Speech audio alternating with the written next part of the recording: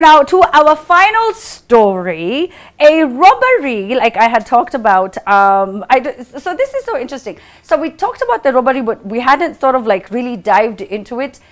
Because the robberies that we see here in Kenya are the ones, there was the one for Thika Road, the one where, you know, we were trying to get to the other side. But the one for money being thrown on the road, we've only seen it in the US. And I think, is there any other place it's ever happened? I think South America. I've seen things like that happen in South America. Okay. Like money being thrown on the road. Yes. Yeah, when they're making the escape and very like the dramatic. Robin Hood kind of thing. Yeah. And so they it's a distraction though. It's a distraction because they know the cops will always stop to pick the money. But they were still caught.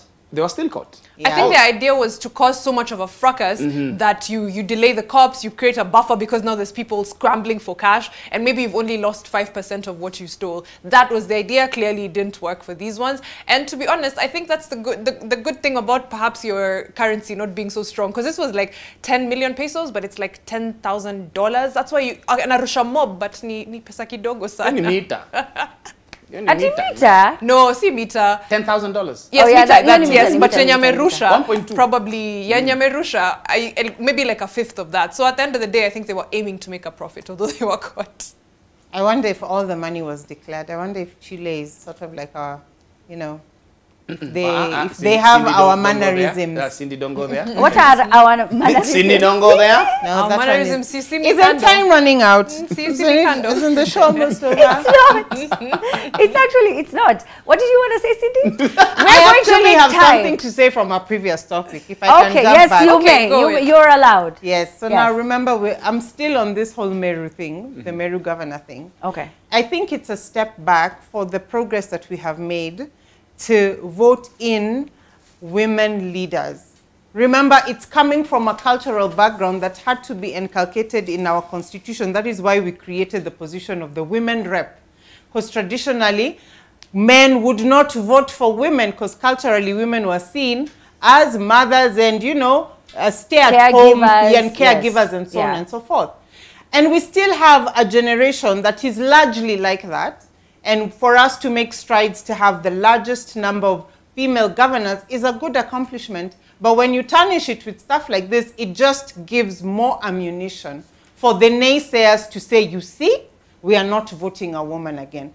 In 5 years, in 5 years' time, the people of Meru, when they go to the ballot, if there's a woman standing, they will think, wao ni wale wanaanza kuleta mabwana zao, alafu wanaleta fitina. You know, it can honestly change the image. Cindy, for women, but we have seen nepotism even with male politicians. Yes, we have. But remember, I'm talking from a cultural point of view. No, this is true. This is true. A cultural point of view from a country that has limited the uptake of the HPV virus in young girls, because there's still a mentality among some sectors that if young girls get the HPV virus, it means they'll be more sexually active sooner. Blind to the fact that there was an article this week about young girls between the age of 10 and 12 not sitting KCP this year because they are pregnant.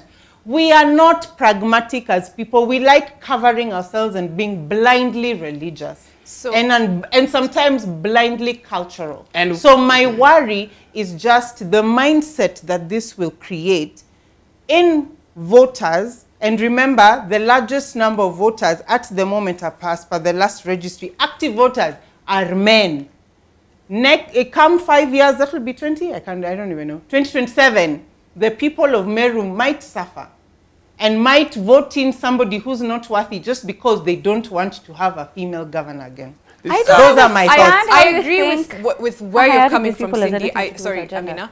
I agree with what you're saying and where you're coming from. However, I think it's dangerous to even start a conversation that way, because then we don't give women the same space to be screw-ups as men. Like Amina has said, men have been nepotists, whatever, anything, every type of bad leadership under, you know, it has happened through time and time again. I think real, genuine, like looking at things objectively and being like, oh, equality is also just saying you're a bad leader, not you're a bad woman leader. Thank you very much. You're just screwing up. But I do understand what you're saying from a cultural perspective, that it can work against her. It is not from a feminist point of view. Now, the feminist point of view would say that sounds like you're saying she's a bad woman and not a bad leader. Yeah, or a bad woman leader. Or yes, yeah. But from a cultural perspective, and let's just agree that in this London nation of 52 million Kenyans, culture still plays a role. And things like this will sort of get twisted the wrong way. Truth I agree with. Truth is, women have a bigger burden of representation. Yes. When a woman does something, it is taken that she's representing all the women. Yes. For example, the trend was being hosted by Larry. He was just Larry, a guy, not a man, but just Larry, a journalist hosting the show. Yes. But then when Amina came, it's like, oh, a woman is hosting that show. So when people look at the show, they're like, Amina dresses. It was all about how Amina dresses. The truth is, the burden of representation is bigger with women. Yes, they didn't care that Amina came here from her own merit, and she had a CV that was greater at that point than even the men who had sat here to do trial and error. But it was because you were a woman, and this is the trend. Yeah, no, honestly, thank you so much. I paid them to say that just before the break. Now, honestly, thank you, Cindy, and thank you, Matu. I didn't even know that you guys noted that, and I kept wondering, what does you being a man or you being a woman have to do with this show? It didn't make any sense. We don't have enough time, honestly, to do the show, so we have to say goodbye. Thank you, Cindy. Thank you, Matu. Thank you, Mariam. My name is Amina Abdirabad, Tiwa Savage, and a lot of other talents coming through at 10 p.m. I'm being told I have 2 seconds, so goodbye. Time now for the news with Dan on NTV. Good evening.